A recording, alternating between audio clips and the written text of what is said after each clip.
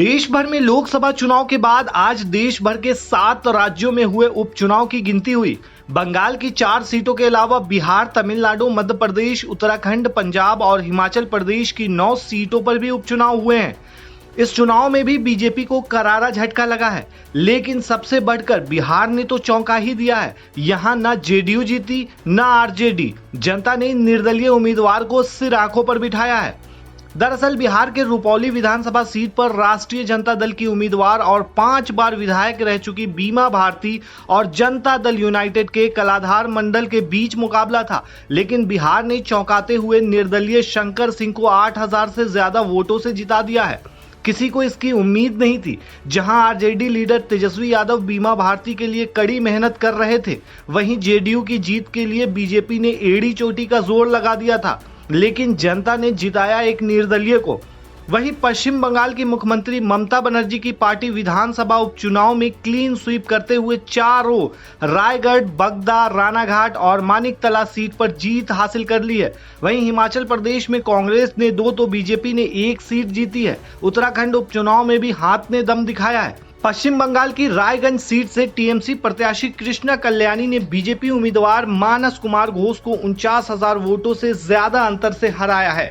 रायगढ़ के बाद टीएमसी ने बागदा, रानाघाट सीट भी जीत ली है। बागदा सीट पर टीएमसी प्रत्याशी मधुपर्णा ने बीजेपी उम्मीदवार विनय कुमार को 30,000 से ज्यादा के अंतर से हरा दिया। वहीं मानिकतला विधानसभा सीट पर टीएमसी प्रत्याशी सुप्ति पांडे ने बीजेपी प्रत्याशी को 62,000 से ज्यादा वोटों के अंतर से हरा दिया है। इन चारों सीटों पर बंगाल की सीएम ममता बनर्जी की पार्टी तृणमूल कांग्रेस और भारतीय जनता पार्टी के बीच सीधा मुकाबला देखने को मिला। बंगाल के अलावा बिहार, तमिलनाडु, मध्य प्रदेश, उत्तराखंड, पंजाब और हिमाचल प्रदेश की 9 सीटों पर भी उपचुनाव हुए। 7 राज्यों की 13 विधानसभा सीटों पर 10 जुलाई को मतदान हुआ था। वहीं हिमाचल प्रदेश की देहरा, हमीरपुर और नालागढ़ सीटों पर हुए उपचुनाव के नतीजे भी घोषित हो चुके हैं। उत्तराखंड की मंगलौर और बद्रीनाथ विधानसभा सीटों के भी रिजल्ट आ चुके हैं। कांग्रेस ने देहरा सीट पर मुख्यमंत्री सुखविंदर सिंह सुक्खू की पत्नी कमलेश ठाकुर को उम्मीदवार बनाया था। उन्होंने यहां बीजेपी के होशियार सिंह को 9,000 से ज्यादा वोटों के अंतर से हराया। हमीरपुर सीट पर बीजेपी के आशीष शर्मा ने कांग्रेस प्रत्याशी पुष्पेंद्र वर्मा को 1500 से अधिक वोटों के अंतर से हराया। वहीं नालागढ़ सीट पर कांग्रेस के हरदीप सिंह बावा ने बीजेपी के केएल ठाकुर को 8,000 से अधिक मतों के अंतर से हराया। वहीं उत्तराखंड की मंगलौर विधानसभा सीट पर कांग्रेस और बीजेपी के बीच कांटे की टक्कर देखने को मिली। कांग्रेस उम्मीदवार काजी मोहम्मद निजामुद्दीन ने यहां बीजेपी के करतार सिंह भड़ाना को सिर्फ 449 वोटों से हराया।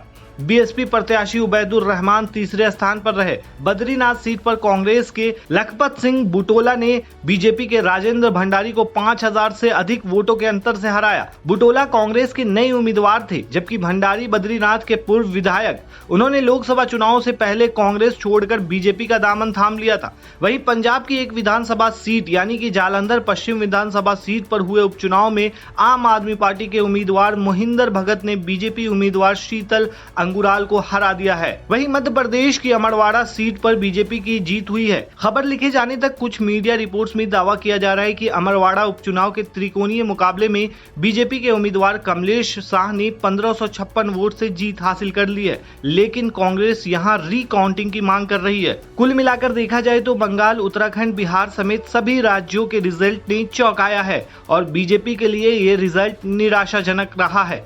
आप क्या कहते हैं दोस्तों इस मामले पर? हमें कमेंट में जरूर बताएं। शुक्रिया।